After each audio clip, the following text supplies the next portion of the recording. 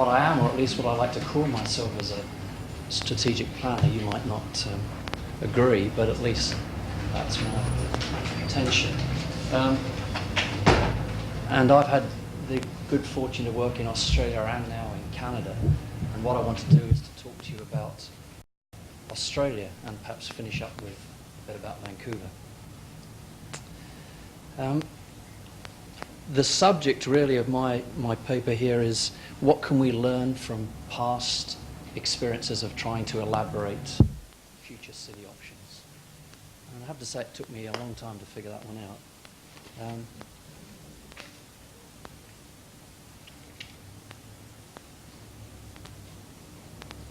That's a great shame that doesn't show brilliantly well, but what it is perhaps the most famous example in Australian planning, at least, of an attempt to imagine the future. And this is the 1911 or 12 Burley Griffin plan for Canberra. It's his view of what the national capital might look like in the future. And his view of the city is one of a population of 75,000 people. It's one with a municipal railway. It's a one really before the car age, though the car had certainly arrived by then. So this is something that really we can look at and compare with what happened. Well, I hope this picture is going to show, because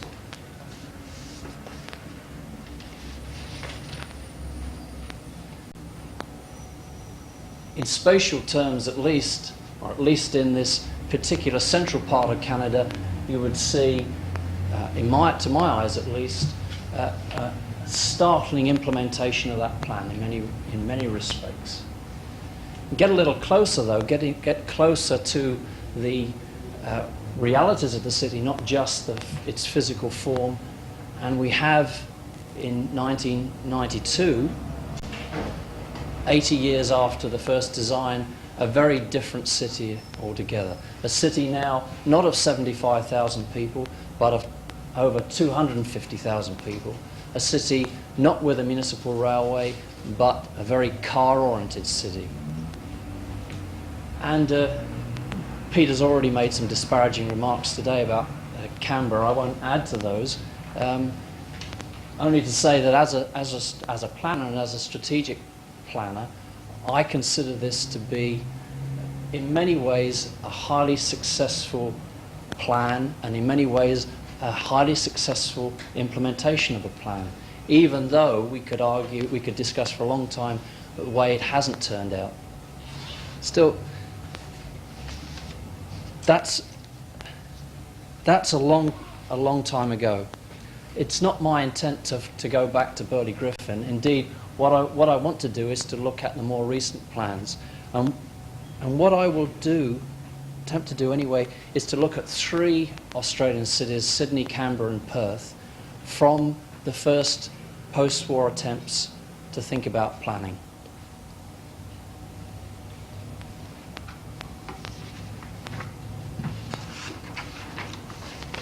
I'm inclined to apologise, I suppose. I shouldn't do that. It's a sort of planner's natural defence.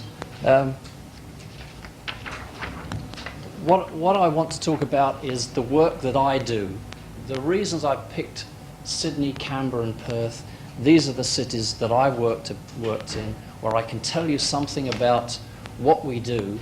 Whether you consider that to be appropriate or good enough, or you see the failings in it, that's not the point. I thought it would be useful for you at least to share something of the experience that I have and the people, as far as I understand it, came before me, what they tried to do in terms of imagining the future, and whether or not they could be judged in any way to be successful, and what we might learn from that.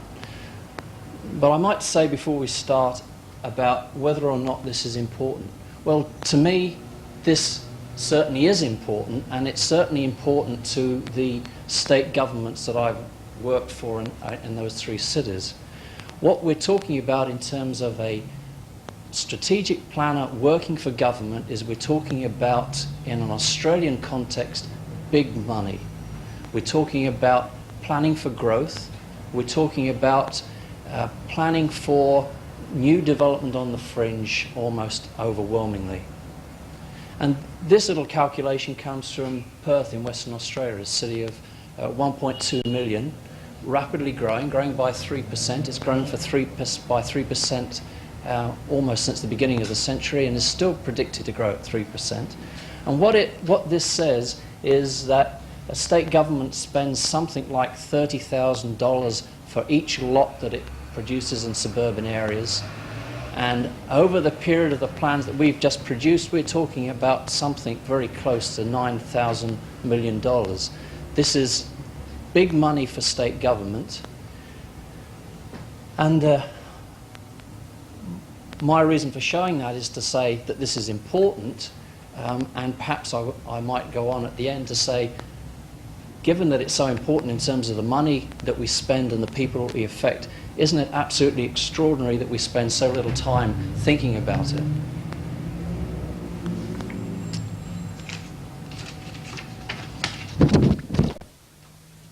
Well, Nick rather stole my thunder with his beautiful slides. I wanted to show you also a typical bomb scene and the expressions on the people emerging out of a very difficult period. Certainly for this country, but something you might not appreciate perhaps is that the impact that this experience had on Australia. Certainly there were not many bombs dropping on Sydney or Perth, but what came out of this experience, and while producing the Greater London Plan, the bombs were literally dropping around them, and they had to rescue the plans from the bomb damage. What came out of this was a planning for reconstruction, and this not only engendered the thinking about the Sydney Plan and to a degree the Canberra Plan, but there's a very personal link between these. The author of this document is also the author of the first Perth Plan, Gordon Stevenson, who has worked with Holford and with Abercrombie on very many important planning exercises, and he was brought to Western Australia to plan Perth. And really we have to put ourselves in the shoes of these people in a way that it's probably almost impossible to do for a modern day planner. This is a man who was not just a visionary, but he was a man, in my view, who was perceived to be a visionary by the people he worked for. And as a planner working in this day and age, where we're given very little credence in terms of what we can do or recognition for what we try to do in our planning exercises, here was a man who was welcomed by a community, brought out by a community, to save them, to lead them into a bright new future. And it's that period of optimism and belief in planning we'll probably never recapture, but that really is the hallmark of this first generation of post-war plans. And it's typified by this beautiful poster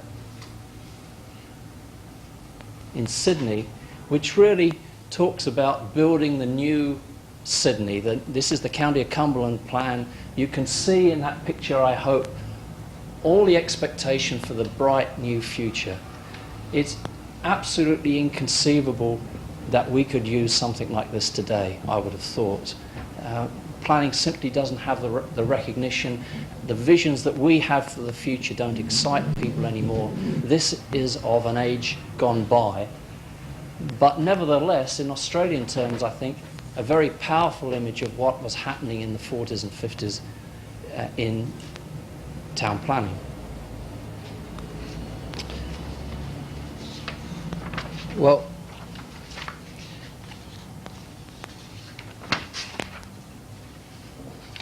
what happened in Sydney in terms of the plan was that they looked at the future as it was emerging, and they decided that in fact they didn't like it very much. They didn't like the way the car was leading to what they called an uncontrolled mobility. They didn't like that it was leading to suburbanisation. They didn't like that it was leading to shopping out of the downtown. They didn't like what it was doing to people. They didn't like what it was doing to their city, and they wanted to stop it. And their image of a city was of one much more compact, one in the case of Sydney, tightly encircled by a green belt, a city which would not go the way, I suppose, of the American suburbanisation was already showing itself. And that's what they tried to sell to the people of Sydney.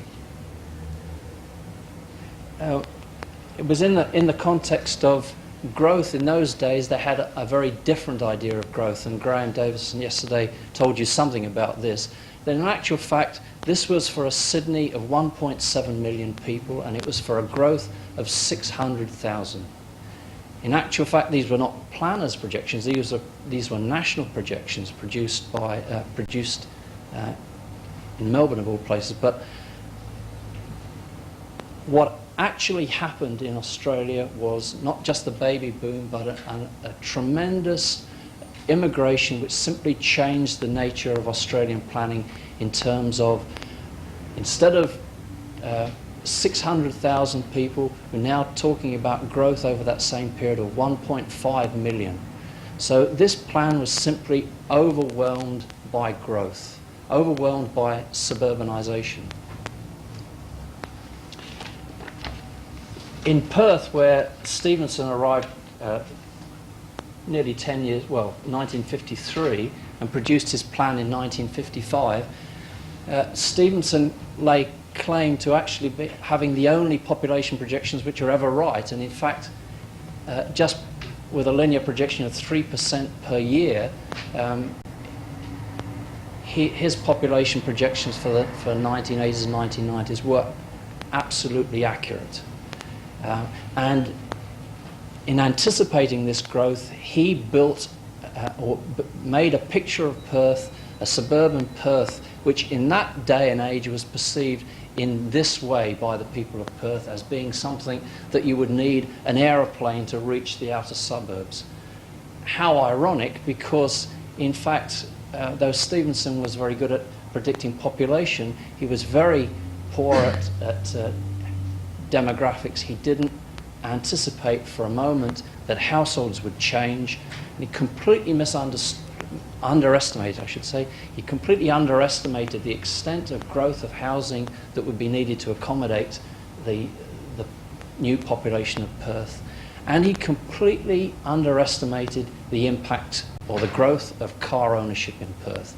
And these two factors, again, led to the undoing of the plan. Whereas the Perth plan, in 1953, Stevenson observed a car ownership of one car for every 4.9 people, and projected that in 50 years it would reach 3.5 people per car. By 1986, it was actually less than one person for two cars. And this completely transformed the nature of the city.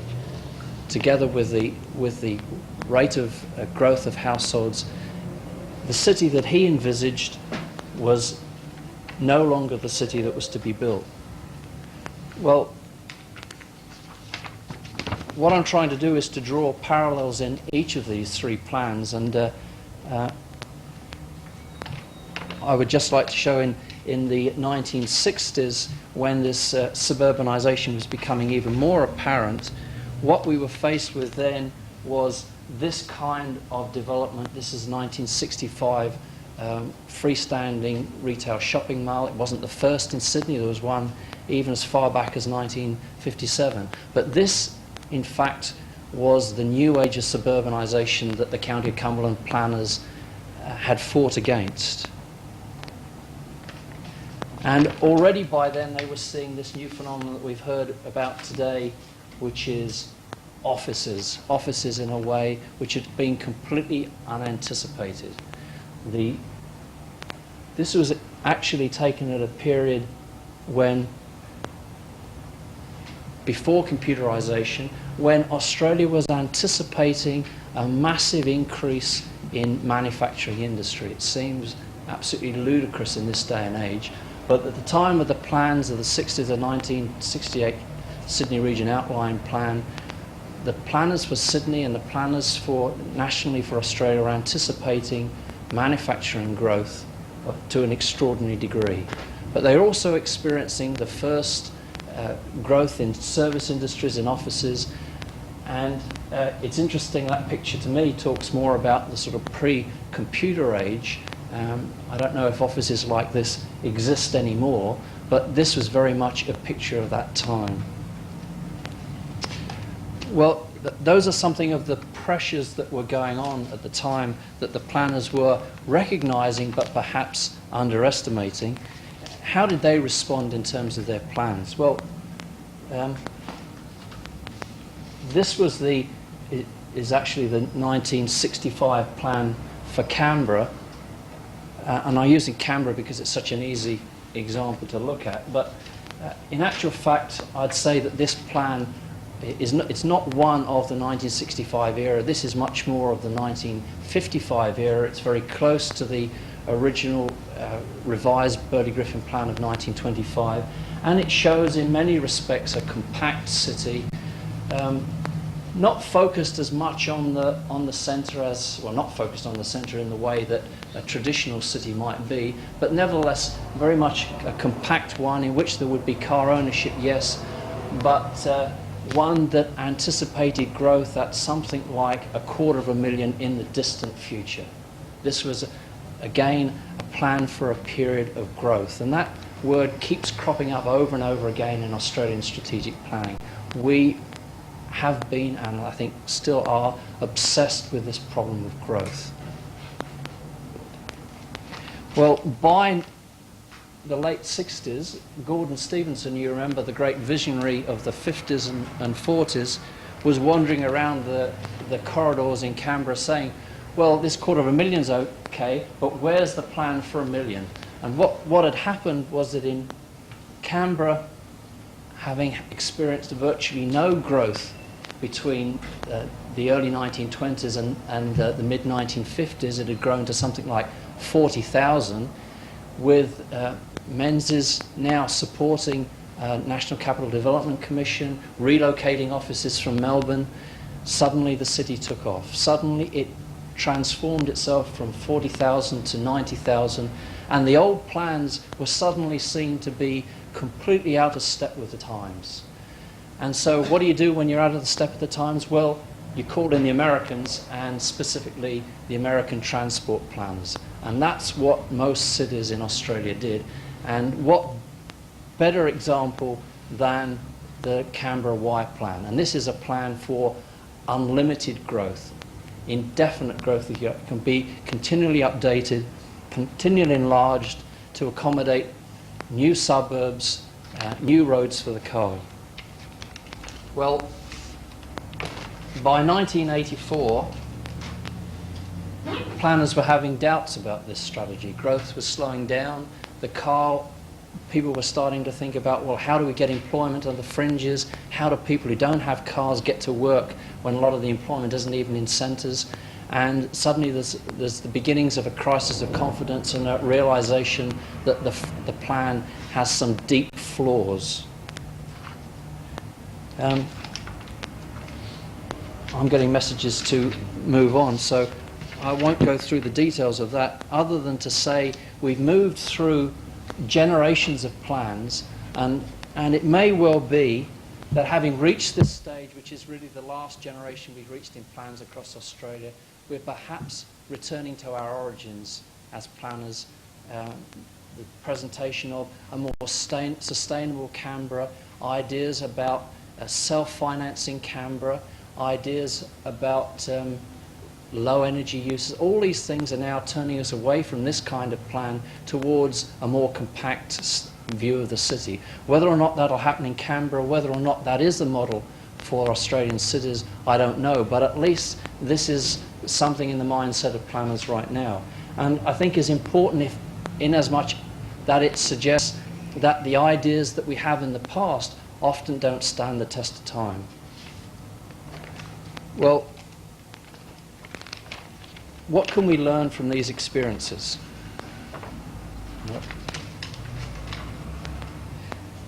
The purpose of this paper is not to just throw up my hands and say, well, I can't do anything about it, but to say, as planners, we have to go on and we have to draw some lessons from this rich heritage and say, well, how can we do things better in the past? And I wouldn't want you to think that I'm trivializing this problem, that the planners were all at fault. All these problems that I've identified, I think planners were very much aware of. They might have underestimated them. They just didn't know what to do. And what we've done in that generation of plan is move from visionary through to urban management, and now perhaps moving into a new era of strategic planning, which is less to do with visions, less to do with urban management, and much more to do with process management. Well, I'll leave that thought for the moment. So 4 ideas about how we can do the job better. Well, projections have served us poorly in the past. I hope I've demonstrated that. We have the plans in Sydney and Canberra have been best when they've responded quickly to problems as they emerged. What characterises those plans, in my view, by and large, is a terrible lack of ideas about the future. And nothing captures that better for me than this view, American view of city planners, that what they offer is the choices between one option. Really no futures, no alternative of futures at all.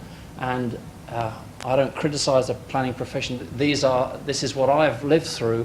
What we present in the way of options, by and large, are the same things. And I think there's this paucity of imagination in planning, which in many ways has led us to this situation where planners are no longer seen to be very useful in the world of developing cities. And moving on from that, a slightly different issue about a wider range of issues. Planners in Australia, perhaps rightfully, but certainly they've been preoccupied with growth, and their plans are just about this deep in terms of their consideration of issues other than growth. And what we have to do is to look at a much broader range of issues. And then,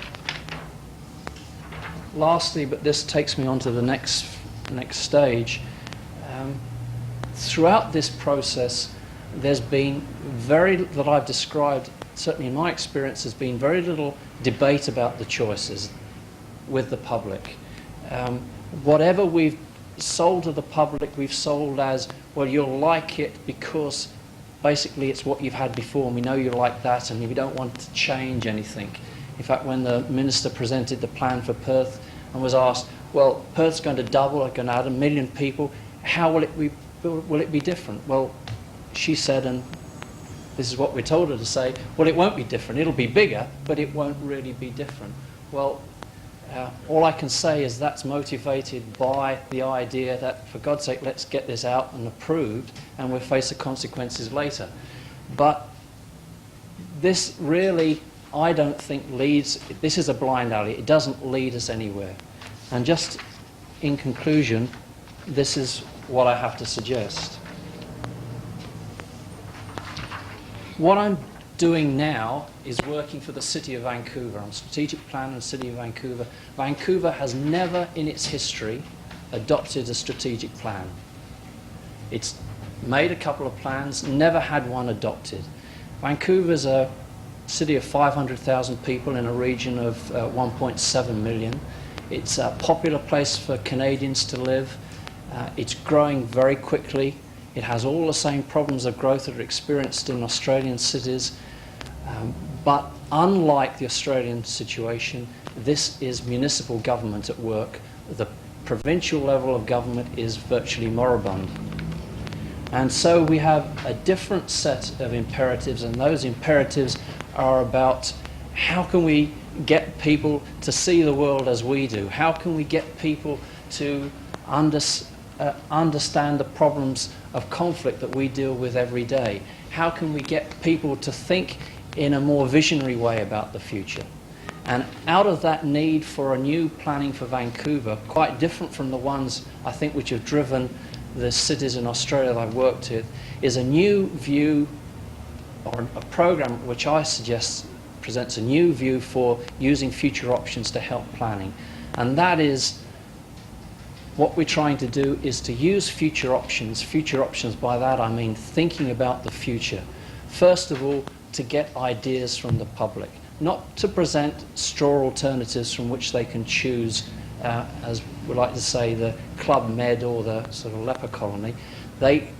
These are real choices, real debates, and it's through the discussion with the public that we think we can get not just ideas, but an understanding of the problems that we could get in no other way.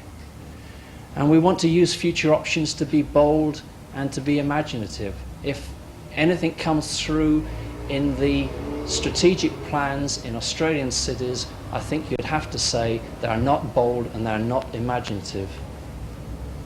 Future options to explore values. What kind of city do we want?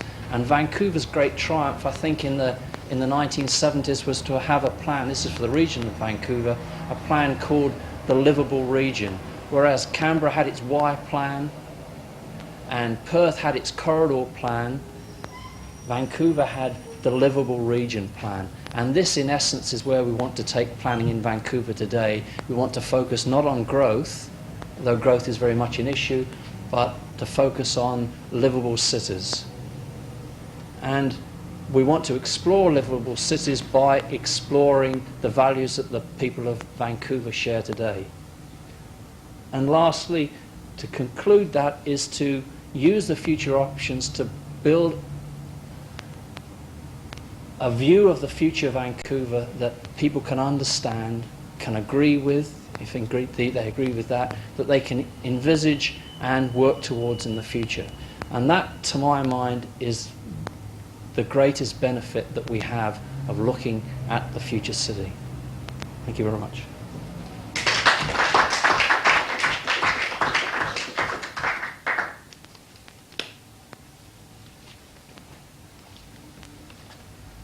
Maybe we can start by taking any specific questions that arise on that presentation and then let it develop into a more kind of general discussion. And we can perhaps take till 4 o'clock, is that right? Yeah.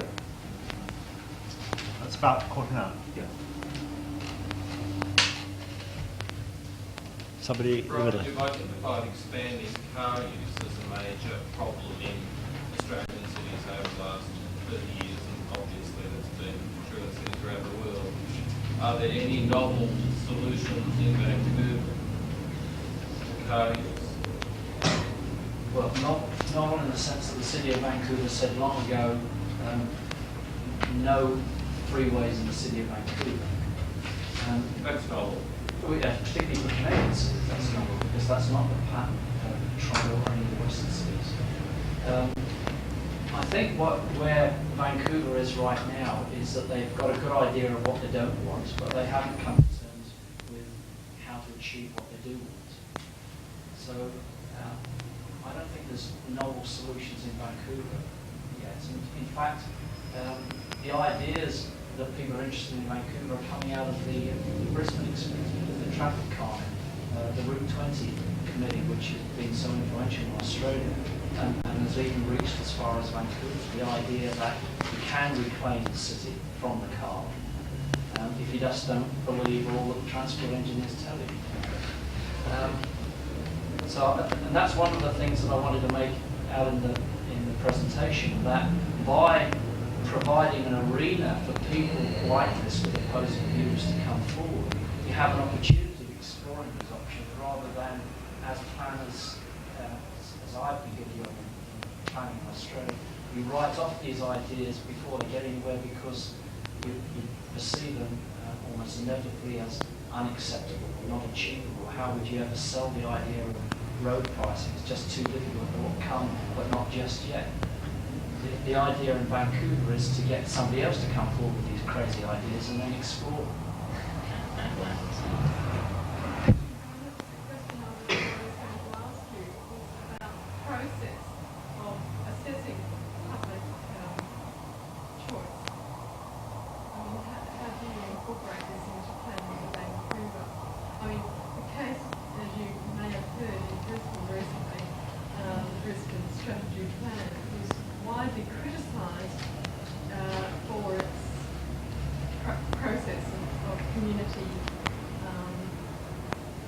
Assessing community choice, because it was really about, it was one of the most highly visible plans because, or plan strategies, because there was a lot of consultation but not genuine participation in the planning process, and as a result it was very heavily criticised.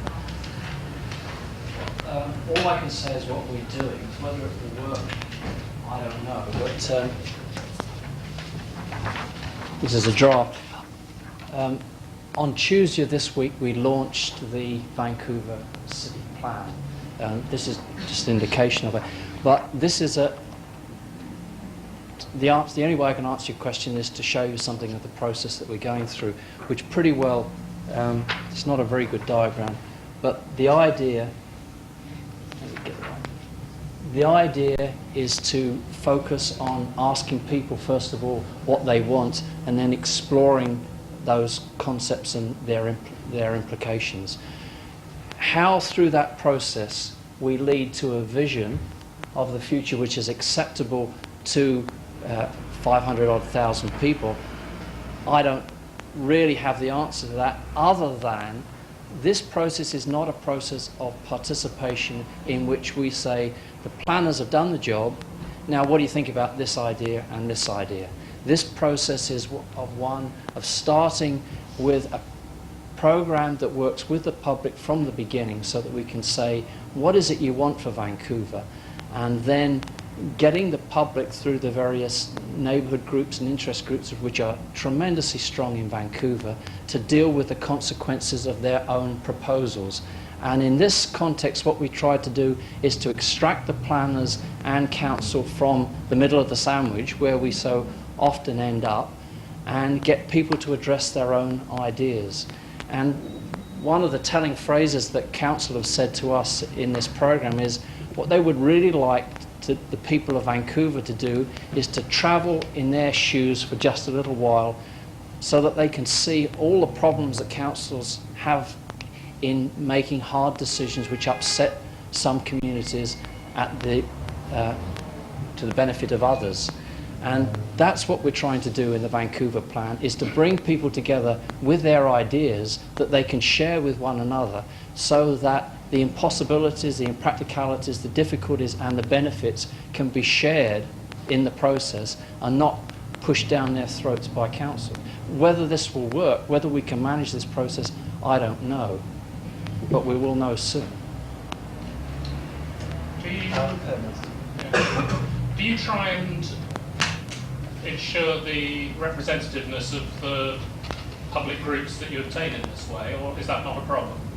Well, what council said, and there's politics behind this, what the mayor specifically has said is that this program is not going to be like a traditional planning program, which does, as you were sort of suggesting, deals with groups. This plan is designed to reach everybody in Vancouver.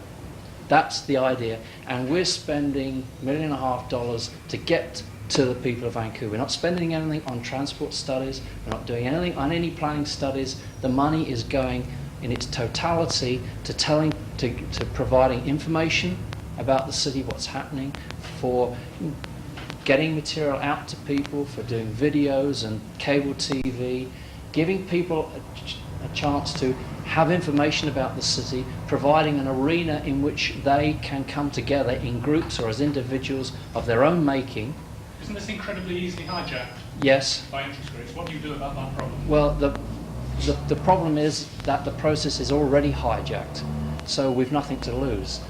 The point in this is to get it away from the interest groups that already are banging on council's door at the first sign of a rezoning, and open this out to the broader interests in Vancouver. It may still get hijacked. It probably will in some respects, but we believe that we will limit this at least as much as is practically possible in the circumstances. And we can't get people to read who don't read, but we can provide reader-friendly material and deliver it on the doorstep so that everybody who wants to read can read it. We can provide an arena for people to talk. We can provide television which people can watch if they don't want to read, but we can't make people participate. We give them an opportunity and we hope a reward in participating, in as much as all the time we'll be feeding back their ideas back to them, demonstrating that their ideas are important to council and important to other people in the community. Are you doing a check on who participates? Well, we will, in participation in terms of groups, we'll know because we're servicing and facilitating facilitation. We're doing surveys as we go along, yes. And out of all this, I should say there's 200,000 households in Vancouver, and our print for our main technical work, which is not very technical, is 10,000, and our expected distribution is something in the order of 5,000. So I'm not really expecting to reach 471,000 people in Vancouver, but we do think that no matter what we do, it's going to be better than we've done in the past. I just wanted to mention a couple of things vis-a-vis the idea of broad canvassing of public opinion. I was involved in the preparations I mentioned to you yesterday of the Mississauga plan, which is a city to the west of Toronto, about 500,000, 600,000 population. There is absolutely no guarantee that you try to canvass the city with information that you will not be commandeered by minority groups or interest groups. That is simply the reality that will occur. I guess you're recognizing that. But the broader the input does not necessarily mean that the plan will be any more appropriate to broader needs of the community. It doesn't mean that we'll take that into account at all. The second thing I wanted to do was to ask, is this plan an outcome of public pressure, or is this, why is the plan occurring? Is there public pressure for a new plan, or is it a result of political pressure, or is it a result of the private sector perhaps deciding that it needs to move in new directions? Well, it's a combination of many forces. There was a plan in the early 80s, Vancouver plan, which council never adopted. They never adopted it because it didn't seem to be politically possible, because there hadn't been the right level of participation. Out of that grew an interest in having a plan. The region itself is growing. There are many demands from the region to respond to initiatives, particularly transport initiatives and downtown development initiatives. There are community groups who very much the vested interests who are at the moment perhaps running, if anybody's running a plan in Vancouver, is the neighbourhood groups who want to keep the neighbourhoods protected from any kind of change. And the downtown businessmen, all these groups, and council included, see the need and benefit for a plan. That doesn't mean to say that all these groups and council and we as planners see this as a panacea, or that the problems that we talked about can necessarily be overcome. The result of this is not necessarily a better plan, but I do think that the result of this will be a better process and a better acceptance of what comes out. So even if the that's what I wanted to raise. That's what I was hoping to hear you say. Even if the I think it plan, will tend to legitimize something. It will not necessarily produce a plan that is more appropriate to the needs of the population as much as it, on a political level, legitimizes what will come out of it. well, my point in this and why I was suggesting that we move from the visionaries to urban management to this sort of process management view of planners is that the planning profession that I entered 20 odd years ago is not what it is now. People of Vancouver, as far as I can see, are not the slightest bit interested in what views I might have about the city of Vancouver or any of the other planners in Vancouver. And it's not a question of an appropriate plan, even if we knew what an appropriate plan was, because And the experience of what I've tried to suggest with the 3 plans in Australia is who knows what an appropriate plan is. Each generation brings its own visionaries, which are proved to be flawed by the next generation. So that I'm not sure there's any right solution, but there might be. That's the benefit of the term appropriate. But it's there not a question might. of right and wrong. It's a question of something being appropriate for the particular temporal period we're dealing with. I don't know, but there might be a commitment to a plan which will enable it to be implemented. And I'm inclined to believe that a reasonable, maybe an appropriate plan which is followed through, in the end is going to be a better chance of being a benefit to the people of the city than a plan which is substantially revised and changed every 5-10 years and lacks any sense of coherent and continuous policy. Can I just make a comment from the chair on this? I mean, I would have said that from our British experience that on the whole, where city planners have produced what they call alternative strategies for discussion, it's almost always been even actually conceived at the outset as a kind of legitimation exercise. The 2 cases that occur to me that were quite famous in the literature, one of them was the city plan for Milton Keynes Newtown, which went through a tremendous palaver of offering up various alternative strategies, which had been very carefully designed to cut out debate of what really were the important choices, but to present choices within, if you like, one way of thinking. So the real decision to go that way rather than that way in the kind of plan were completely concealed by the way these choices were. And this is We've had the same thing with a number of English counties who produced supposed alternatives, usually serving the purpose to sort of distract attention from some very big issues, like whether to keep a green belt or not, or other sacred This kind cows. of approach is considered to be completely unacceptable in Vancouver and as much as presentation of virtually any material to the public would be perceived by the public as the decisions already having been made.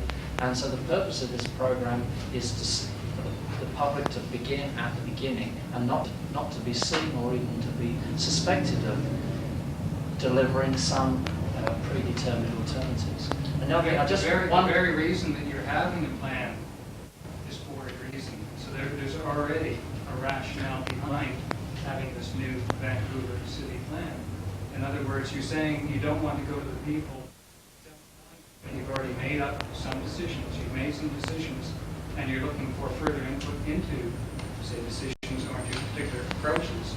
But the point is, what you have already done is there has been a determination which has been made to go to people, to follow through on something. So there's something behind it already. Oh, there is, and even more than you suggest, because the council don't really want people to go back and start debating a whole host of policies which in many ways shape the way the city is at the moment.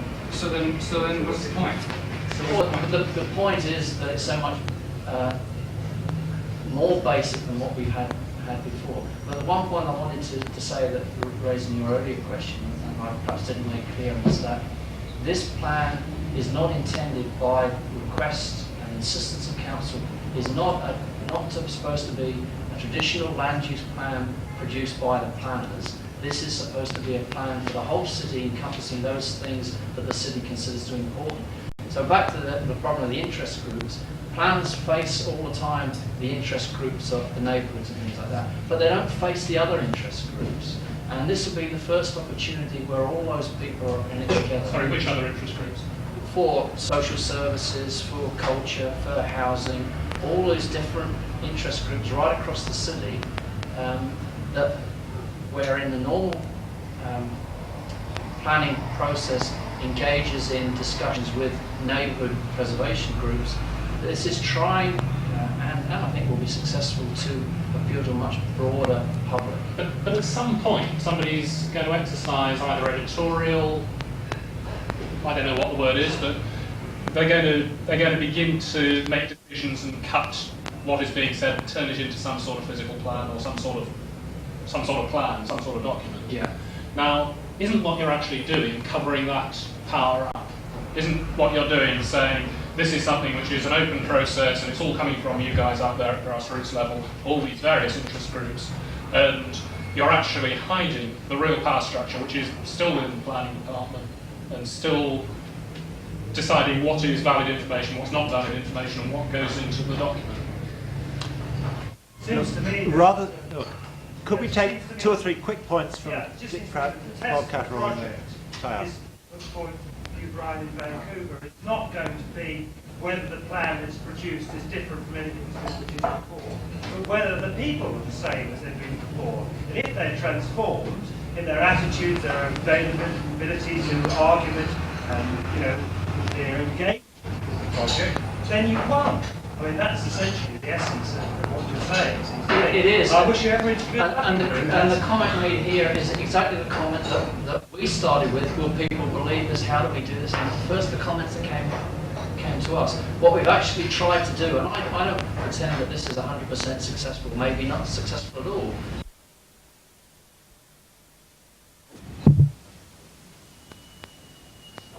You really want to sit right at the back there? There are lots of seats here, which might make the conversation easier.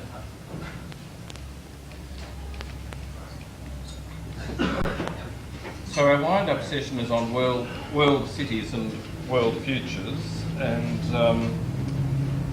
Michael has been thinking about epistemological matters, so he is going to kick off with a few provocative thoughts.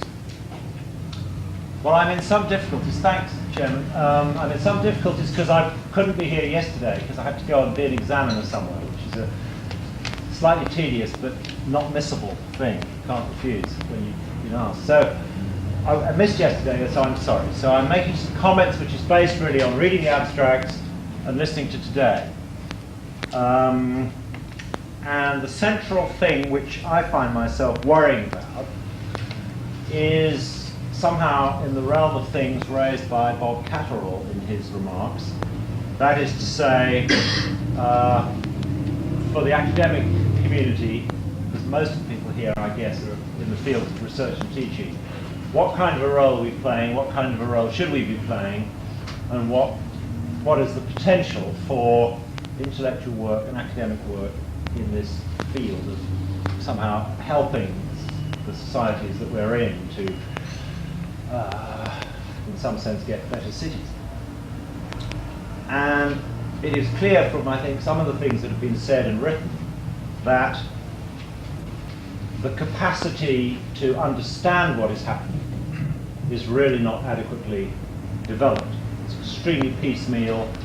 A lot of the presentations that I've heard and abstracts that I've read, we're all falling into the various traps, I think. Partly, I think, of failing to engage sufficiently with the theoretical debates that are going on about the world.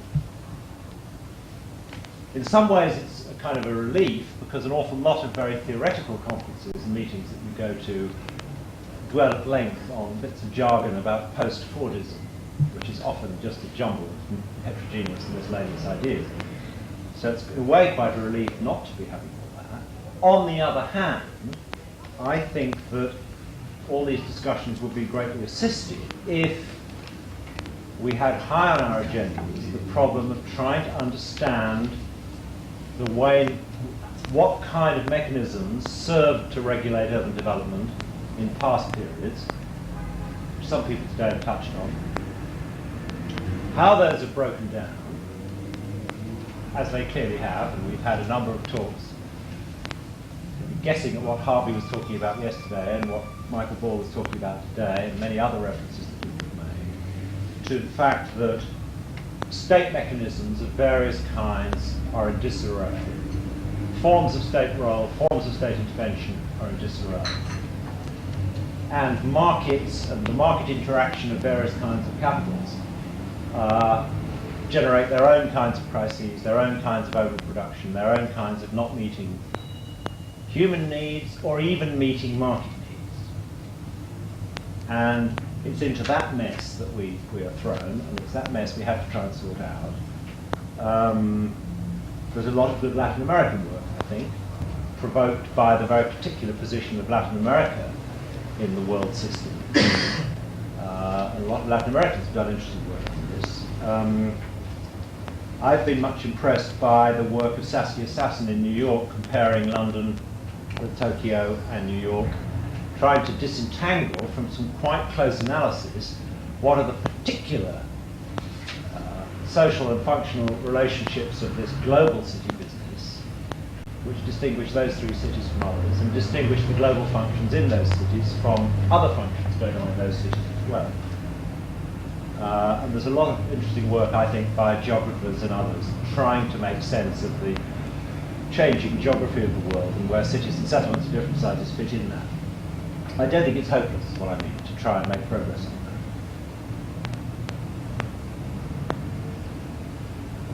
that. An important part of the function of universities and academics and intellectuals, I think, is clearing away mystique and puncturing myths and asking awkward questions about things which are the prevailing orthodoxy at any particular time. And I especially enjoyed the talk of Peter Spirit earlier on, where he was really, the main method he was using was irony, I think. And that's a very powerful tool, at least inside a given country where everybody speaks more or less the same language. Irony is a very powerful way of removing myths and debunking rubbish, and not to be underestimated. I just want to make one or two specific remarks about the future, because that's what we're supposed to be looking at. I have a kind of sense, which may be wrong, that in Western Europe, and particularly in Britain, we're in a kind of lull prior to the period when investors all start piling into Eastern Europe. And they haven't yet, for various reasons to do with inertia and land ownership and uncertainty about legal structures of appropriation. But as soon as that is a bit cleared up by the World Bank or somebody, they will all be off, is the sense I have, and there will be a great investment famine here. And I have a sense of Britain returning to the status it had after the Roman Empire, of being a kind of very marginal spot with a back history of being a centre of empire, a very important place, but really very, very peripheral. A bit like Vienna was through the post-war period, or a bit like Venice has been for many centuries. Kind of a place stranded with its functions gone, and a terrible problem of attracting investment. In the meantime, what do we do? In the London case where I work, we've got this silver lining that Michael Ball referred to. That is, we've got 2,000 square metres of empty office buildings. You know, this must be some sort of asset. That must generate some economic activity, all this empty space. But there's a problem, which is that the developers and investors who own that empty space may behave like farmers who've overproduced tomatoes and dump it in the river. You know, the equivalent here would be demolishing it all to recreate scarcity, or smashing it up internally, which has already started happening in order to force the price up. So we may not get the benefit of that silver lining. The last point that I want to make is this very much related to my experience of working in London with community groups, that inside European cities we are getting very much severe problems from this polarization of income and so on, which make the middle income and low income populations of cities much more vulnerable to displacement and change than they were 10, 20 years ago. Their housing security, their income security is much reduced. And this is a recipe for some really severe social conflict, which is surfacing all over the place and come out in the form of fascist movements and all sorts of things. And it's very difficult in the prevailing orthodoxy to deal with that, because so much of the emphasis of public policy is on regional level disparities. The European Commission is obsessed with regional disparities and redistributing in favour of poor regions. But poverty, where it's generated internally within so-called rich cities, is very difficult to put onto a distributional agenda. That's very practical rather than theoretical matter, but I think very important. Now, whether that has any echoes in Australia, I'm not sure, but I bet it does. Thank you. Okay. Thank you, Michael. I'll now ask Guy Robinson, who I think is going to have a few reflections on today, generally. Right, thank you very much. Yes, my name's Guy Robinson. I'm from the University of Edinburgh in the Department of Geography, but I must admit that I feel something of a fraud being here, because my main research interest is in rural development. It isn't in urban planning or urban development. But I have spent 2 or 3 periods in Australia. Last time I was actually looking at sugarcane production in Queensland, but whilst I was there, I did also do some work on the very rapid expansion of southeast Queensland, and particularly some of the environmental destruction, I think that's probably the right word for it, was associated or has been associated with the very rapid growth of southeast Queensland. So I was very interested in the paper today that talked about Brisbane, talked about the way in which at least you would expect Brisbane as the unitary authority for the city perhaps to have made more progress than some of the other Australian cities in its town planning. But it wasn't mentioned, of course, that despite achieving that unitary status in the early 1920s, it actually took 40 years before a town plan was produced. There has been consistent political conflict between the town council and the state authorities, and that indeed has continued, of course, with the current suspension, I suppose, of Brisbane as city strategy. Again, with changes in city and state government conflicting with the plans that have been drawn up. And I think perhaps if we're going to talk about making use of theory, then one of the things that need to be done certainly is to look more at developing theories of the local state and how the local state relates to the state level and the federal level. I was also interested to hear about the multifunction polis, which certainly when I was in Australia in 1990 was still receiving a lot of attention, still receiving a lot of hype. It does occur to me that perhaps in terms of Japanese investment in Australia, then there's a need to look more carefully at what that investment has already produced. And again, going back to the work I was doing on in southeast Queensland with developments like Sanctuary Cove, that sort of outcome of investment from abroad, in this case Japanese investment, strikes me as being very exclusionary. I can remember my wife being horrified at Sanctuary Cove that it was so exclusionary that the local eucalypts had been replaced by palms because that's what Japanese tourists were expecting to see. That's what they wanted to see. It strikes me that that sort of development is actually a very exclusionary type of development, and that there's certainly plenty of scope to look at the consequences of that type of foreign investment, which along the way are also highly destructive of the environment, and which of course occurred outside the traditional planning framework. The way in which we've heard about fast tracking in other instances today, well of course that was the Bjelke-Petersen fast tracking, and it took place outside the existing planning framework, and it took place really without planners having very much of an input to it. Perhaps that's something that we want to perhaps be aware of and take on board. I wondered in that particular talk about the South East Queensland 2001 project, to what extent that would try to address some of the environmental questions along the coastline there, and in particular the extent to which it would address the sort of fears that many of the residents of the Sunshine Coast have, that their coastline is going to go just the same way as the Gold Coast coastline, and we have a complete built-up area right from Noosa down to Tweed Heads. Will it be more effective than the old Moreton Region Growth Strategy? Will it actually do more? Will it actually have some sort of power to introduce controls?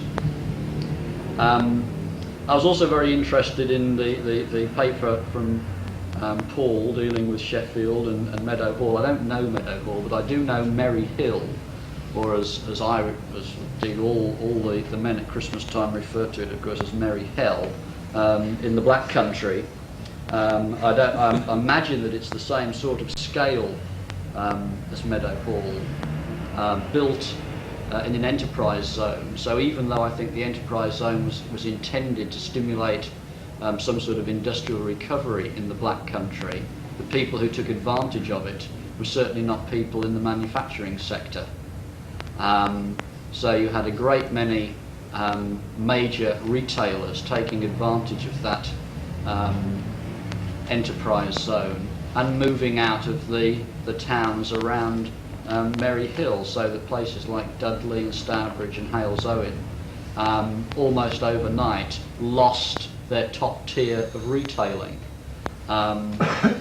Now, I noted that Paul said he'd only been to Meadow Hall once, and he obviously made it plain he didn't want to go back. Well, I can sympathise with that, but I felt that somewhere in there, and certainly in one or two of the other papers or comments, there was still occasionally the feeling that, well, planners knew best. This was not a good idea to have this out-of-town retail centre because it would somehow detract from the city centre.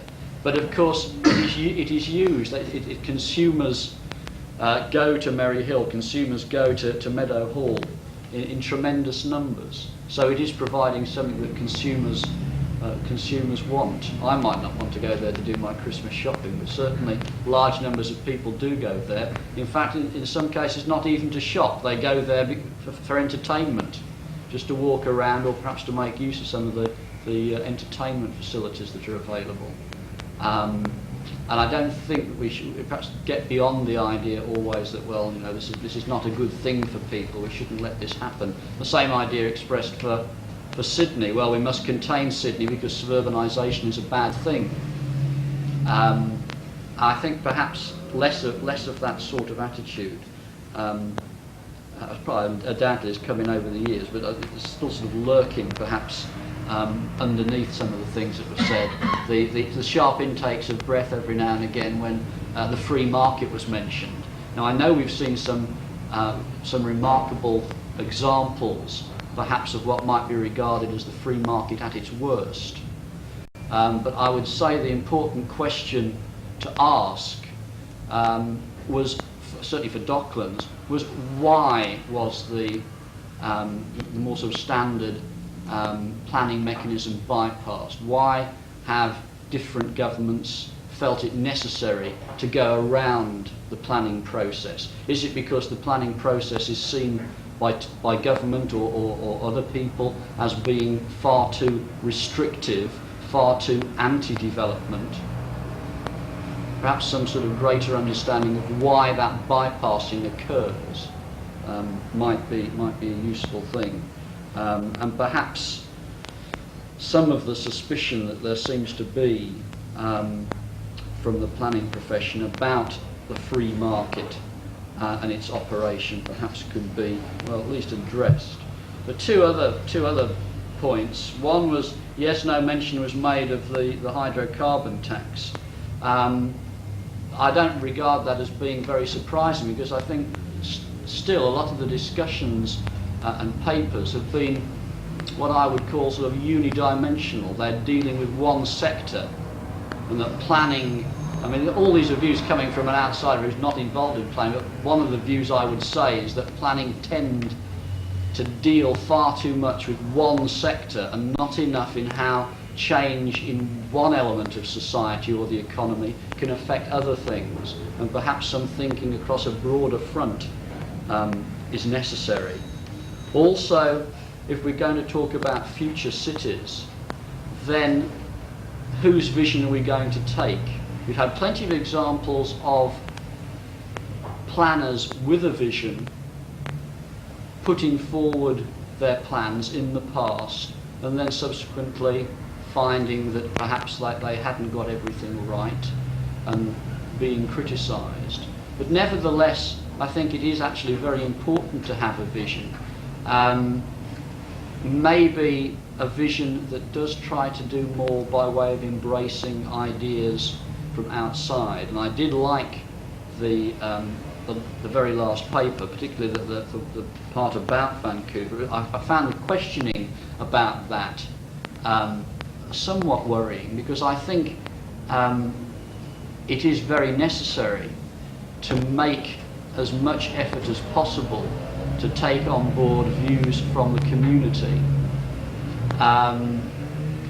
Saying that if you do that, that will be you will be hijacked by particular community groups. I don't accept that. Surely, if planners are worth their salt, they won't be hijacked by particular community groups. But I think you have to give community groups the chance to be heard and the chance to really participate, not just pay lip service to views from the community, but to give people the chance to participate and then make decisions.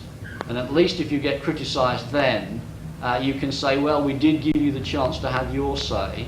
We have tried to take your views into account. We are professional planners. This is now our view. This is our vision based upon a certain amount of consultation. I would have thought that was a much more reasonable thing to do. I'll stop there. Most of those comments are coming from somebody completely uninvolved with planning. When I go back to Edinburgh, I'm going to be doing some consultancy on how to train agricultural extension service workers in the tropics. So you've just really had something from Joe Public there.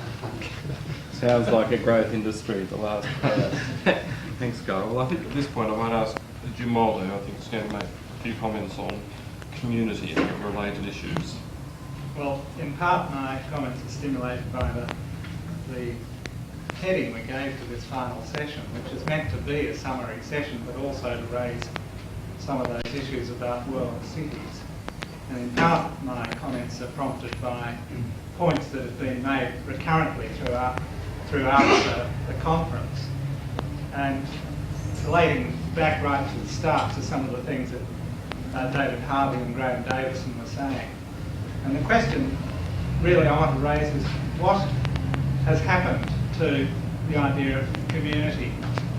And I think in the conference there's been several different ideas at play. There's been certainly reference to local communities, and perhaps the best examples were in Hugo's paper about Spitalfields and a local community trying to take charge again of their own area and of their own agenda. And we had it also, to some extent, although rather differently, in Brian Riera's paper and in the questioning about Brian Riera's paper. And certainly one of the responses to the difficulties that we face are the constitution of local communities and activism on the local level. And that's a good thing, I think. But it does beg a larger question, and that is, what has happened to the articulation between cities and national community? What has happened to the idea of a city-wide community? Now that may lead to another question: how are those communities constituted? Are they a sort of self-conscious things, or are they something that has to be worked at? And if they do have to be worked at, who should do it? And I'll come back to that, but it does seem to me that one of the points that Graham Davison raised yesterday about the epistemological certainty of planners, if you like, and historians earlier in discussing cities, related to the fact that there were then very much clearer ideas of the nation and of the city and of the articulation between them. And those ideas have gone. And I think the reason that they've gone has virtually nothing to do with the failures of planners successfully to address those ideas. The reason that those ideas have gone is because largely it's a globalisation of capital, the creation of one world where previously there were many, as Anthony Giddens has it in his book on modernity. And that creates problems because planners, city authorities, governments at an earlier stage, I think, believed that they could control what happened within the bounds of their own community.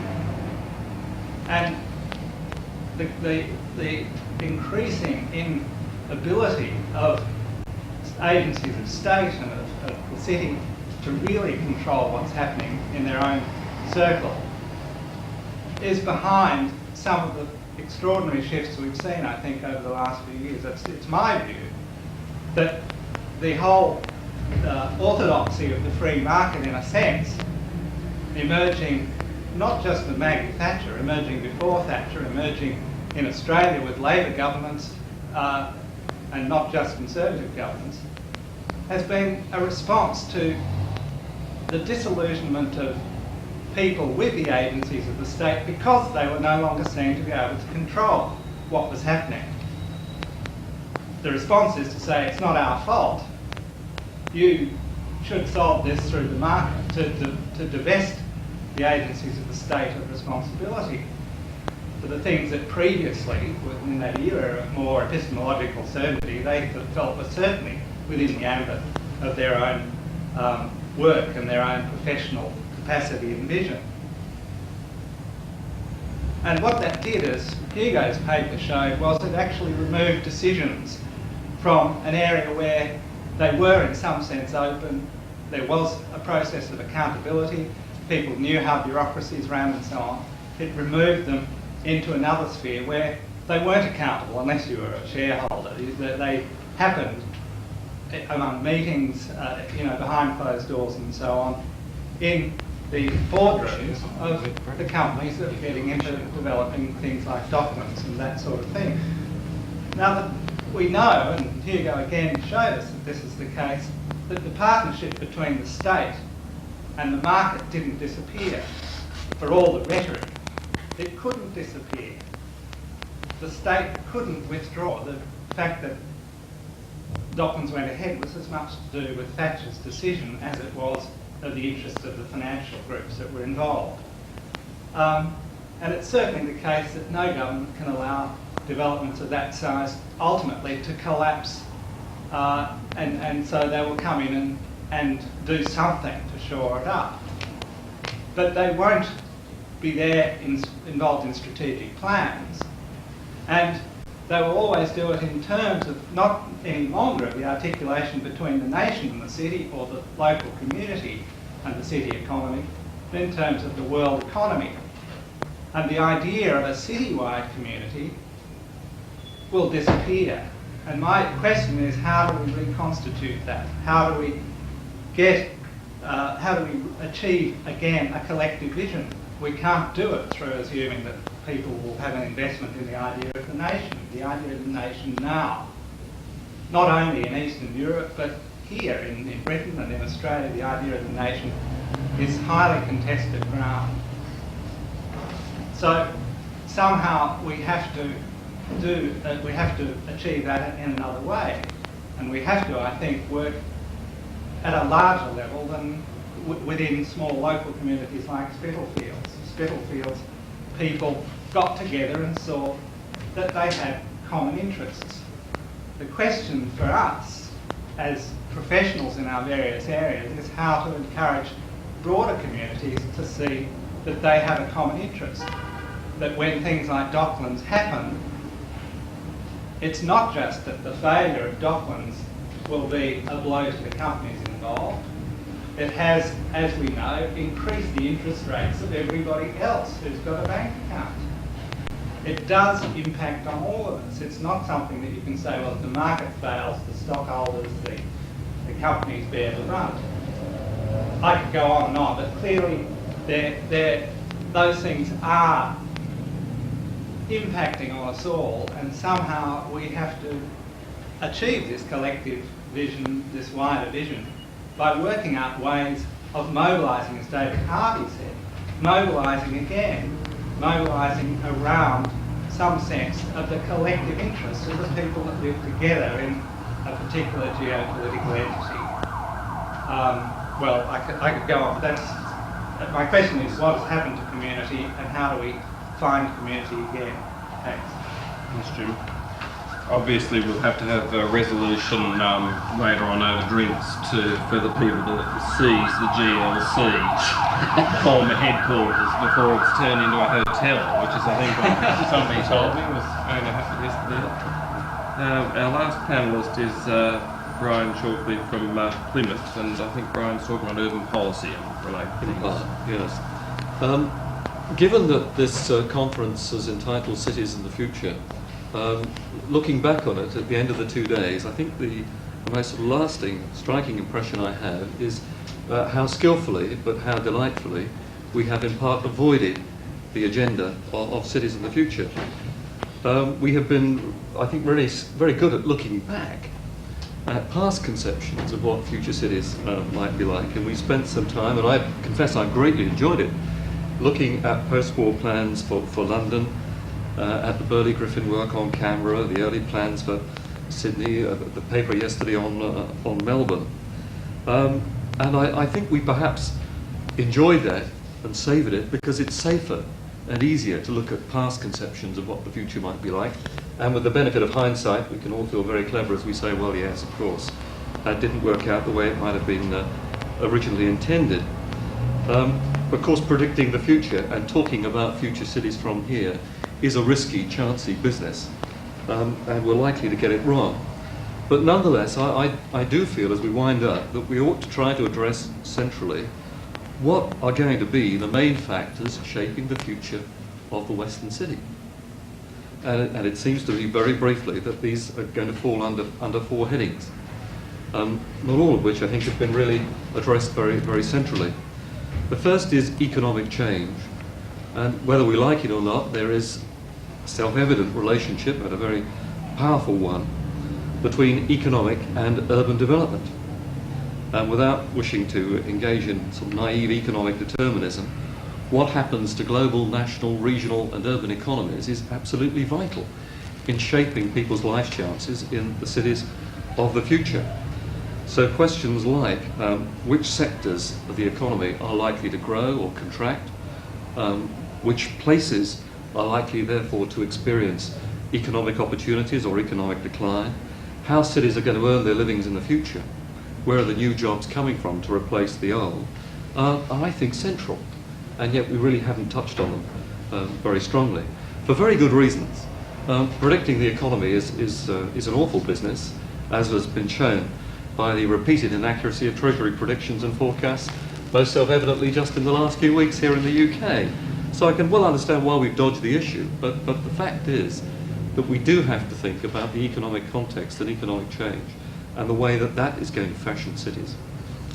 Equally, I think socioeconomic, or rather social and demographic change, it has got to be critical. We touched on the issue of counter-urbanisation, but if we're going to prepare for cities of the future, we have to think about how many people are going to live in cities of different locations and different sizes, how family structures are likely to change in the future, household sizes, single-parent families, patterns of migration. We need to look at future housing needs, personal and recreational needs if we're to prepare for the cities in the future. So there's an economic dimension and a socio-demographic dimension. I do think, at the risk of being futuristic, we have to think about technology, because there's no doubt that if you simply look back at the last 10 or 20 years, technological innovation and change and its application in the workplace has had very striking implications in the factory and in the office, and even in forms of communication. So that, and I know we get into very speculative ground here, I do think it's legitimate for a conference of this kind to think about forms of future technology and the way that these might help, to an extent, to shape future patterns of urban living. And perhaps we haven't got into that because we've got no technocrats here. We're all, I suspect, geographers, sociologists, architects, or whatever. So there has to be an economic, a socio-demographic and a technological dimension to thinking about the future. But also, of course, the question of policy. What role for policy in shaping future cities?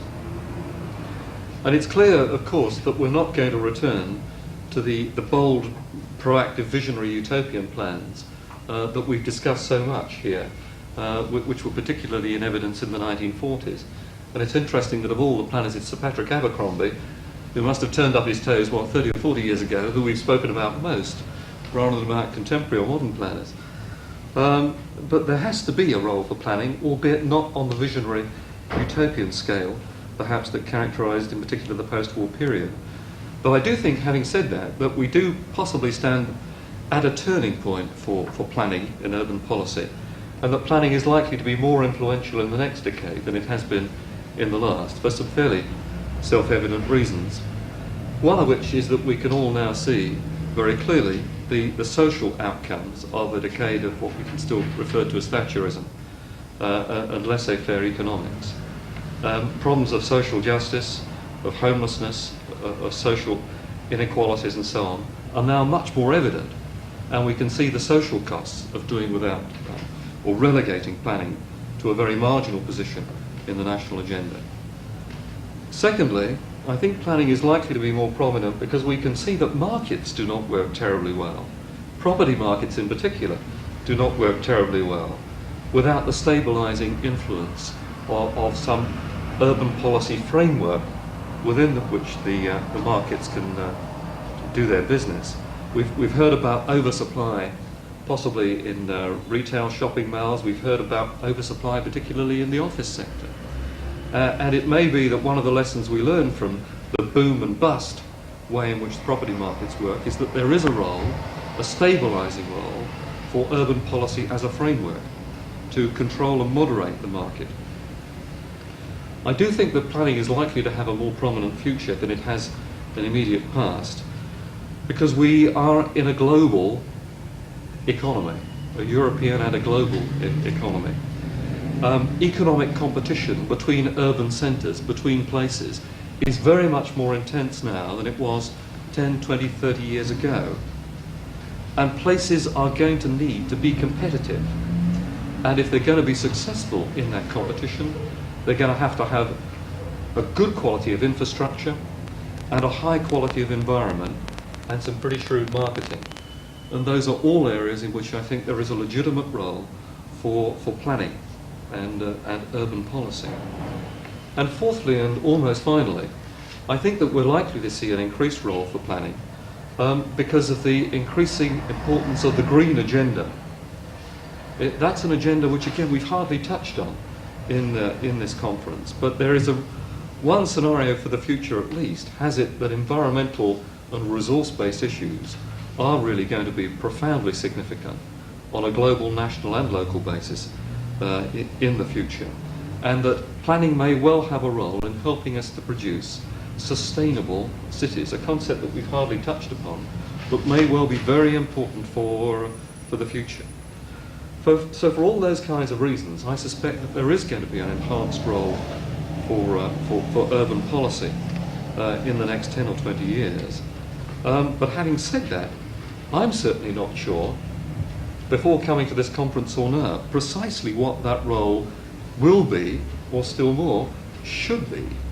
And it seems to me perhaps that because of the alienation from planning that took place particularly in the 1960s and early 70s, and because of the very low profile that planners have almost had to take, many of them through the 1980s, that the planners have almost disappeared down a trench during a period of military warfare. They're now just about to put their head out of the trench, but have got no real clear sense of direction about where they want to lead the troops into the 1990s and beyond. Thank you, Brian. Well, there's a challenge. So questions or suggestions from the floor?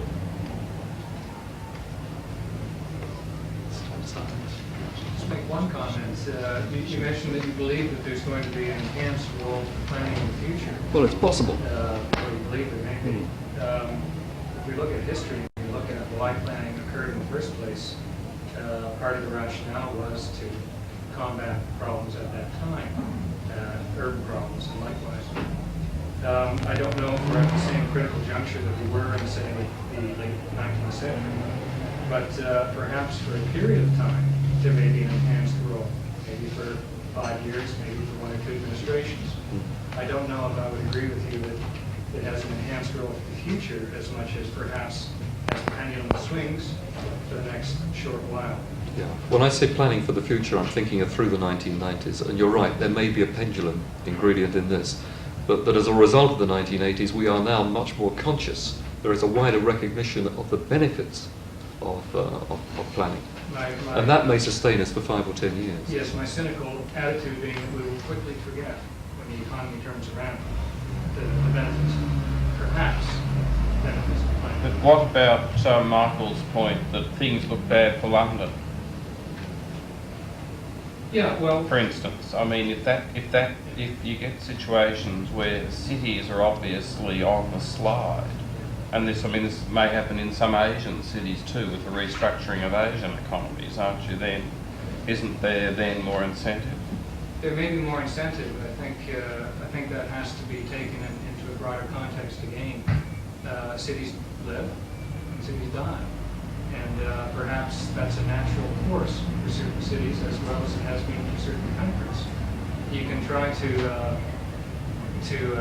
make it a less onerous end, if you like, to the once grandeur the city may have once had, but I don't believe you can necessarily stop that from occurring. I think you can try to alleviate certain of the negative impacts of that decline. Detroit, which I grew up outside of, is a prime example. It's a city which will never be what it was in 1955. It was one of the premier cities in the United States. One can go through nostalgia and one can lament what once was, or one can recognize what is today and what will likely be tomorrow, and to work with that as a future scenario for, say, a city like Detroit. London, I believe, falls in that same camp. On another tack, I mean, just for a moment, just to comment, that I believe you were asking earlier what one of the future directions we need to take for the future city. And I believe of the 4 factors mentioned, that political is an essential factor to consider. And the question of empowerment, the question of local empowerment, in my view, is absolutely essential to the formulation of some kind of new city of the future. It's not the planners, it's not the bureaucrats, it's not the politicians. It's the idea of being able to empower a greater and real empowerment now. I'm not talking about cynical empowerment for the passage of the planning ordinance. I'm talking about actual empowerment of a broader percentage of the population. And if I may conclude by saying, if anybody believes that that is not necessary, look at the U.S. election that just occurred. We had a massive 100 million people, 60 million people vote. Now, did that actually indicate that those people were empowered, and did that vote actually make a real change? And does it really represent where the country ought to be going? Or is it simply a way of legitimizing the status quo when perhaps a more revolutionary, as opposed to evolutionary approach, is really required at this point in time? Pick up on a theme that's being kicked around, which is this concept of growth, and what I see very much as a strong linkage in this century, anyway, in the tradition of planning, which is that planning is about growth, and it's about organising growth and doing growth better. And that if we are, as many are predicting, moving into a situation in many Western European cities and also in Australian cities where growth is not on the agenda, we're actually dealing with a whole range of different factors entering into politics and practicality of living in cities. As we heard, with population decline, there were all sorts of structural changes, which are not the same problem at all as dealing with processes of growth. They're actually dealing either with processes of stasis, processes of redistribution within the same frameworks, or indeed of processes of decline. And managing decline is just as much a skilled problem as managing growth. And I think that takes us back to other questions that have been raised, both about the skills and the ethics of professionals and of commentators and academics, and the function of universities and educational processes to actually raise that agenda, that what people are still being taught in planning schools is Beaux-Arts planning that would have been relevant possibly in the 1950s, just about possibly in the 1960s, and is now being implemented or attempted to be implemented, as we've seen in some of the built form that we've seen in pictures over the last few days. Dinosaurs being built in the 1990s, they're difficult to believe that can still be being done. So there's a whole cycle that goes actually right back to the classroom and to the discussion about who planners are, the relationship between planners and the political process, the the ethics and position of planners as people with power within society, which has got to address very different questions of what planning is about. It's actually not necessarily sorting out where the next big roads are going to go, where the next big industrial estate's going to go, because those roads and industrial are not going to go. And I think it's a very difficult question to raise. We haven't really got into it, but it's something that I think should concern us more and more, especially those of us involved in education. That those issues have got to be brought out. And they're not very sexy issues for students. Students don't want to sit down and worry about planning for decline. I mean, it doesn't feel too good, really. And one of the problems is actually to represent that as being just as much an interesting intellectual and a skillful process as planning for gross expansion. It seems to me one of the big issues is, well, two of the big issues are, one, what gets planned, and two, who does the planning. And it seems to me that the professional representation of this particular meeting tends to indicate a certain disciplinary and professional formation, which suggests that planning is about land uses, that it's that physical form and so on. That's an important component of it. But it struck me that one of the most interesting developments that come out of Australia recently in the public sector, public policy area, is a relatively modest initiative by the Australian Local Government Association, which is called the Integrated Local Area Planning Initiative, or Integrated Catchment Area Planning Initiative, and that recognises that the inherent limitations of planning as currently practiced, and the object of planning is normally land use. It has 5 areas of planning, 5 areas of planning and policy development, and they are infrastructure planning, environmental planning, economic planning, social planning, and cultural planning. And what the Australian Local Government Association is trying to persuade its member organisations to do is to basically recognise that there are resources in all 5 of those areas which need to be planned. You can't simply plan the land or the infrastructure and expect all the other bits, the social bits, the cultural bits, the environmental bits to fall into place. So they're saying, listen, get your town clerk to get to your development planning person together, your environmental person together, your community arts person, your social community development person together, and say, let's come up with a strategic plan. It's very much in the line of what Hugo was mentioning this morning in the Spitalfields project. When you're in that broader framework, then you necessarily have to go into various methods of community consultation, research on various needs, economic needs, social needs, cultural needs, and so on. Whether you do it in terms of public meetings or focus groups or through statistical research, it doesn't matter. You're doing that consultation. You can't plan all those areas without that consultation. That's a purely abstract exercise. But it does seem to me to be important to get hold of that integrated perspective and to broaden the domain of what counts as the resources which get planned in this process.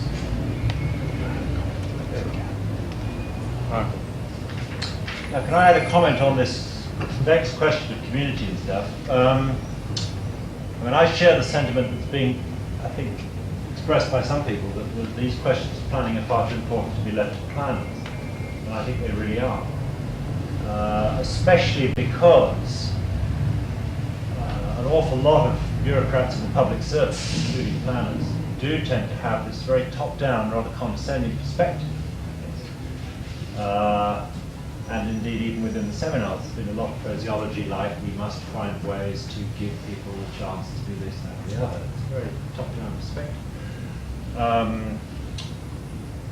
Now, certainly here, we do find that there are some issues and some kinds of problems which do seem to galvanise a very strong, active grassroots local political life, strong representation of demands, quite strong local politics in certain circumstances.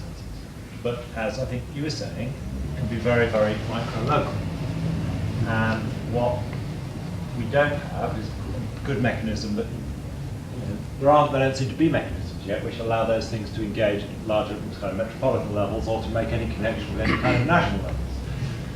And as you were talking, I was trying to think in the British case of where we have had glimmerings in those directions. Now, I can think of 2 or 3 fragments, and maybe there's something in this that's useful. The only real glimmering I can think of a London-wide kind of coalescence of disparate interests to demand things or press things was 2 or 3 years ago when 2 interesting things were happening on the transport front. transport issues in a way can, I think, galvanise citywide discussion. One was that the British government, having taken over for the central government all the highway functions of the old GLC, had commissioned consultants to study road investment proposals for various chunks of London.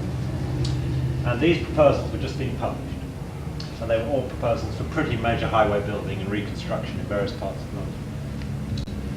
And coincidentally, at about the same time, proposals were being floated for ways of bringing this international railway from France through London to get to somewhere in the centre. And the environmental consequences of those proposals looked very severe to a huge variety of localities in the countryside, in the Green Belt, and in London. And the combined effect of these two quite unrelated bits of government policy was to generate a quite remarkable brief period of working class and black groups and ladies in Bentleys from the countryside and all kinds of miscellaneous people uniting together to really demand a complete change of the way all this transport stuff was going on. The government immediately dropped the entire thing. The whole roads programme went in the bin immediately. And the Channel Tunnel proposal was completely transformed immediately.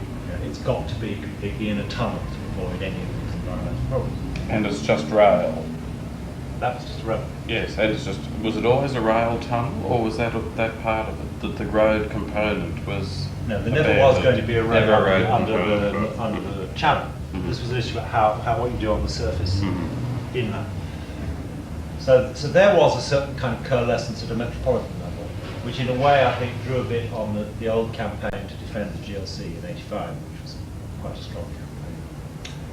I mean, the other things we've had have been things like groups coming together to defend all these coal mines, and the whole coal mining issue of these last few weeks, and a few years earlier on the poll tax issue, where in a sense totally bypassing the political parties, the political parties completely marginalised. You did get very major expressions of a kind of can't stand it anymore sense from large disparate groups in the population. But that tends to have been the experience internationally. You will only get this mobilisation across a region as large as a metropolitan area or within a conurbation, where, and it's interesting that in a sense it's being done to the community by the planning process, strategic planning, so that you get it with American freeways. I mean, Los Angeles, to the extent that there's cross-city politics. It happened in Sydney particularly, better than Australia, I suppose, in other cities to a lesser extent, with resident action groups, the Green Belt. The Sydney Coalition for Resident Action Groups was a Sydney-wide grouping, a coalition of thousands of people that were threatened. Mainly, it was freeway building, but it was also redevelopment and housing, big housing schemes, and so on, a whole series of things.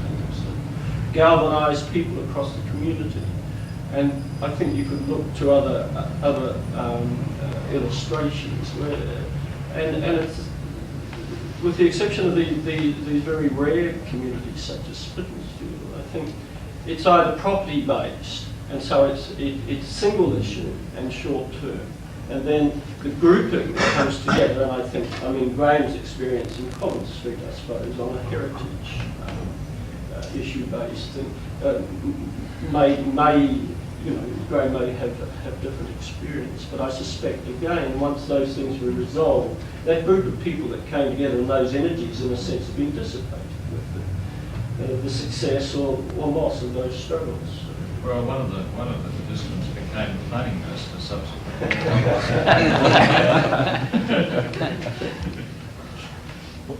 Can I just add a point to that very, very quickly? I mean, is there an implication from what you just said, it's true, that if we're now looking forward, as we maybe are here, to a decade or so in which there is very little investment in urban areas, public or private,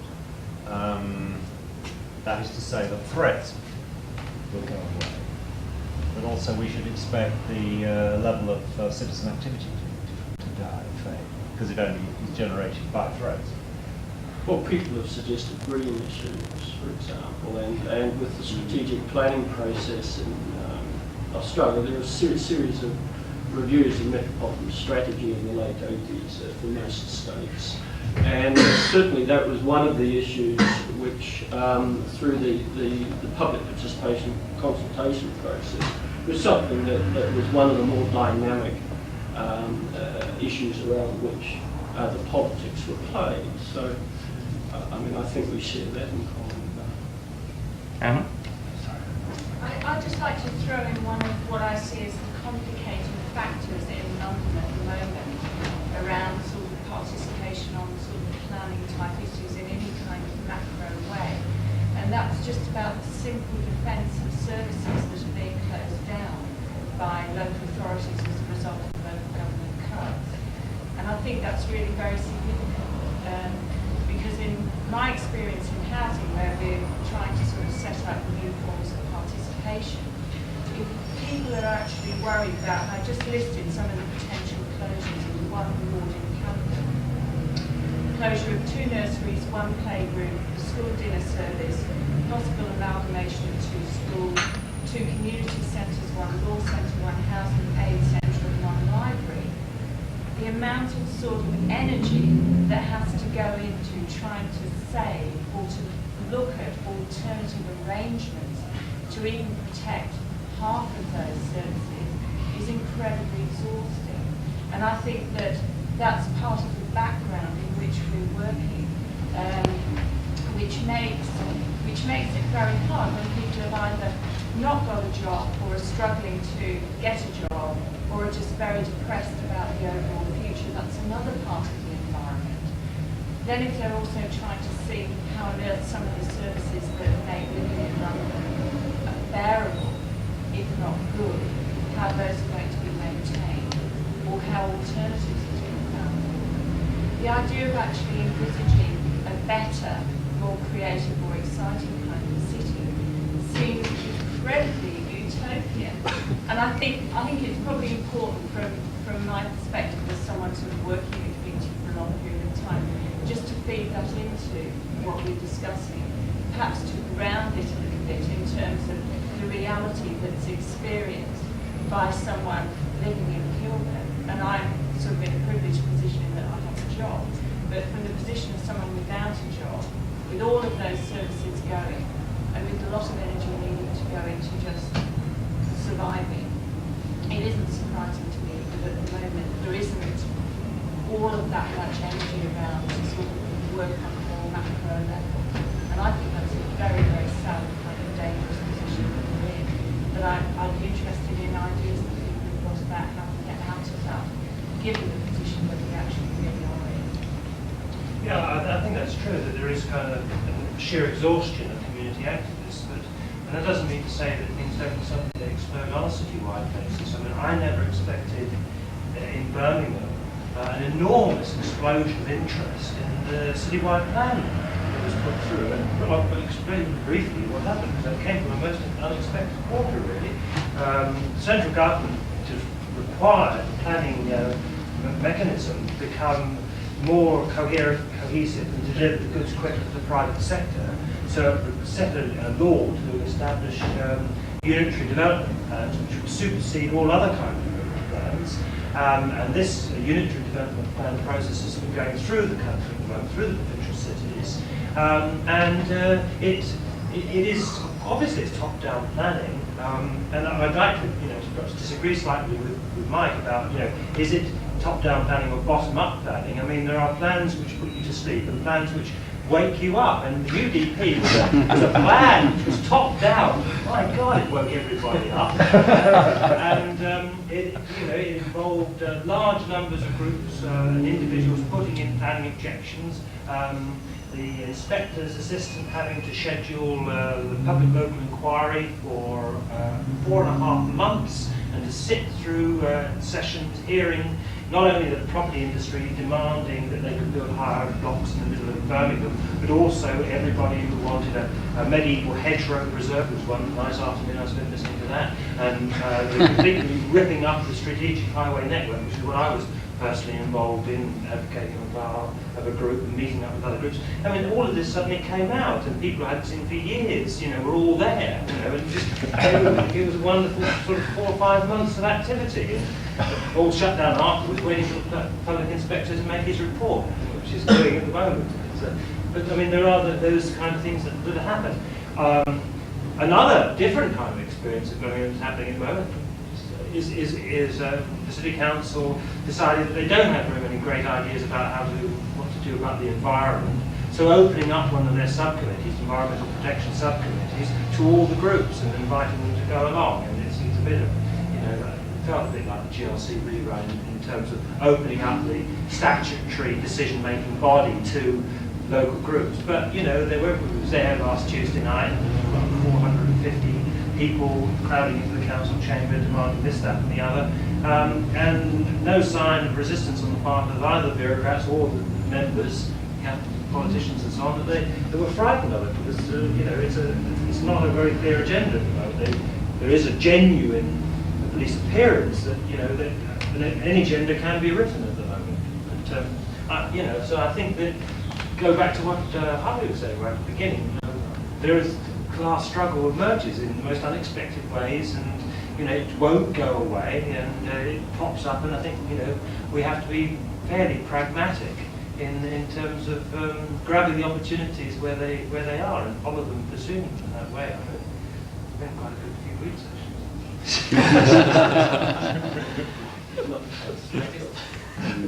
I'm being a Londoner. Places like Manchester and Birmingham seem to be particularly vital these days. You know, I haven't been there recently, but the fact that there is still some strength of action there, I think, brings us back to the point made about the political. You know, we've skipped over the GLC for those little days, and it's partly to do with the resources that come with economies of scale. Local authorities have been under attack since 1979, and it's still under attack. The larger cities still have that identity that we're talking about. It always comes from having cohesion, from having a council that deals with the city-wide area. The other point that was made was that the globalization of capital is what is undermining the identity of the city. But I feel that they still exist as physical entities, as concentrations of people, and that there are problems to do with the areas that are defined. I mean, particularly in America, the fact that the inner cities have been abandoned. And the local authorities are so delineated that the power is in the suburbs. This is also a reason for the loss of the community identity of the city. So it is a political matter, a matter of political frameworks, and that perhaps is something that discussing it in purely planning terms misses. Can I say something to that? Just to follow on that very quickly. One of the other things I would want to say is that some of the problems we face do derive from, in a sense, the death of politics, or at least the death of politics that we knew for most of the 20th century. And I think that too is part of the agenda. I mean, in Australia we had a Conservative Prime Minister who in the 70s said that one of his principal tasks was to take politics off the front pages, to get it, you know, out of the public eye so we could get on with real life. Now, I think that connects with a bigger issue, and that you know, it all came together in that Francis Fukuyama debate about the end of history, which I think was, of course, not the end of history, but the end of political imagination. Having lost any sort of sense of how the agencies of state could control what was happening, there was also clearly a loss of vision, and this sort of reneging on politics and saying that markets will look after it. It can go into another sphere. Now, the answer, I think, to this collective identity thing is to organise to revive politics. Now, the parties are, as Michael said, have become marginal because they have lost vision. One of the extraordinary things as an outsider in looking at the last election here was that I went off and duly got all the Labor Party stuff about their ideas for the city. And they were quite good. I mean, I was quite impressed. There were problems with them, but, you know, there was a book, there was all sorts of handouts. It got no run at all in the political debate. The political debate was not about politics in the sense that Lasswell defined it, which was who gets what, when and how. Nor was it analysed in that way. It was analysed in terms of slogans and personalities. Now, I think that that's not politics. That's politics as it's dead. And what we don't sort of start off with some notion of the community or the nation, but one way of getting from the position that Anna is talking about of local activism is the broader agenda of reviving politics, of moving from the small things of nurseries and playgroups and schools to a broader agenda which is about reviving politics. Sorry, I'm saying too much, but... I just wanted to say that I've just completed some research in Brisbane comparing the interest groups, the business community, with cause groups, the community community. And while it's to be expected that these interest groups, the business community, on all the sort of factors of establishment and the strength of resources are much better. I mean, in terms of years of establishment, in terms of access to resources like staff. In terms of networking, the community or the resident community, if you like, was as high as networking of interest groups of the business community. I mean, something like about 75% of the respondents claimed to network with other groups, and that was the same as the business community. So, I mean, it's like what I was suggesting this morning, that I think that it's not just networking across the city, as in the case of Brisbane, but somebody mentioned, perhaps it was Brian, about, traffic calming. I mean, that's an idea that was a community initiated, a resident community initiated idea that has been taken to Vancouver. And I mean, so community activists are travelling and their ideas are travelling. There's networking. Well, on that note, I think we might draw this.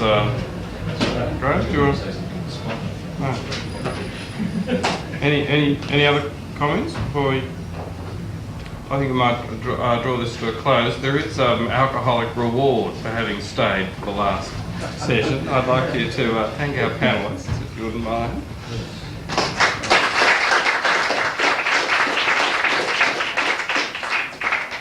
I should also say that a fair bit of hard work was put into organising the conference, and it wasn't put in by those of us who flew in. It was put in by a number of people at the AA, Kirsten and Prue here, who've been organising things today, and of course Hugo and Jim.